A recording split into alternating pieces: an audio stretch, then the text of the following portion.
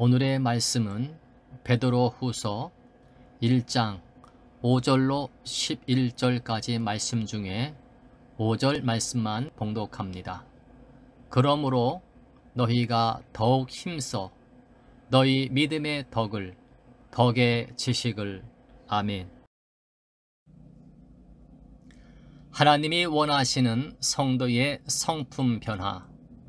우리가 베드로후서 1장 5절로 11절을 통해서 다루고자 하는 것은 신의 성품에 참여한 성도들이 맺어야 할 열매들과 신앙 성장의 최종 결과인 하나님 나라의 입성과 관련한 교훈입니다.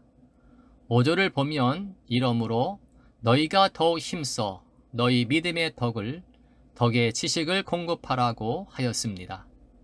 5절은 이러므로 라는 말로 시작하는데 이는 앞에 4절에 나오는 신성한 성품에 참여하는 자가 되게 하려는 하나님의 목적을 가지고 있음을 전제하고 있습니다. 즉 하나님의 성품을 담는 일과 관계가 있습니다.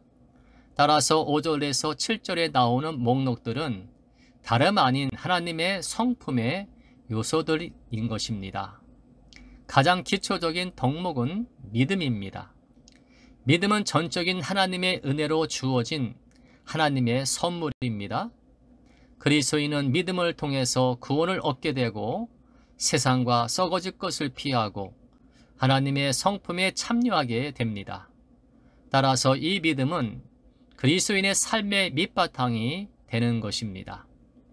이 믿음을 통해 우리의 죄의 습성들을 하나님의 약속을 믿고 하나하나씩 버리며 거룩함을 이루어 가는 것입니다. 그런데 하나님의 사랑과 구원에 대한 믿음은 동시에 다른 사람들을 대하는 태도에도 영향을 주게 됩니다. 따라서 사도 베드로는 믿음의 덕을 공급하라고 말하고 있는 것입니다. 하나님을 향한 믿음은 타인을 향한 선으로 나타날 수밖에 없습니다.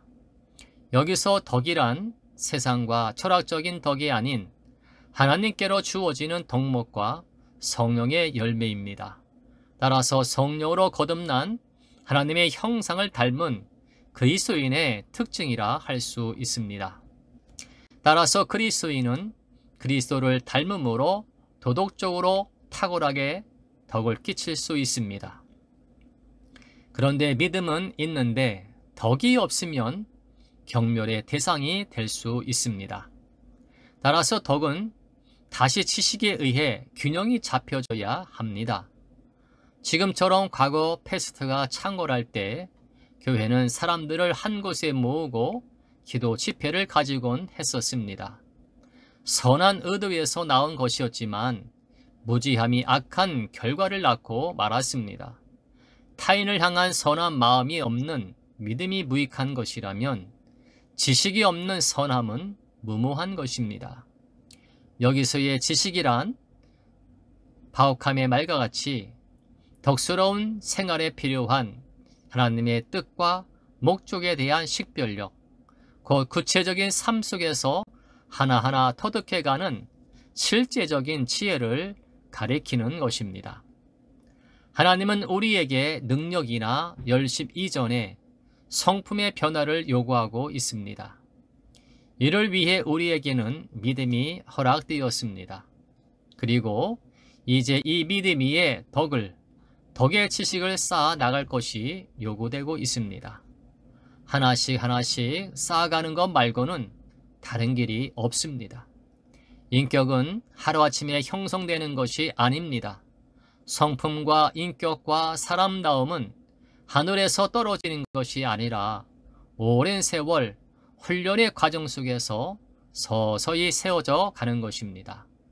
따라서 쉽게 낙심하거나 포기하지 마십시오. 하나님을 향한 믿음이 있다면 덕을 쌓아 가십시오. 덕이 있다면 그 덕이 온전해지도록 지식을 쌓아 가십시오. 그 과정을 통해 우리는 조금씩 하나님의 성품에 참여하게 될 것입니다. 부디 힘써 하나님을 닮아가는 성도들이 되시기를 소원합니다. 너희는 이 세대를 본받지 말고 오직 마음을 새롭게 함으로 변화를 받아 하나님의 선하시고 기뻐하시고 온전하신 뜻이 무엇인지 분별하도록 하라.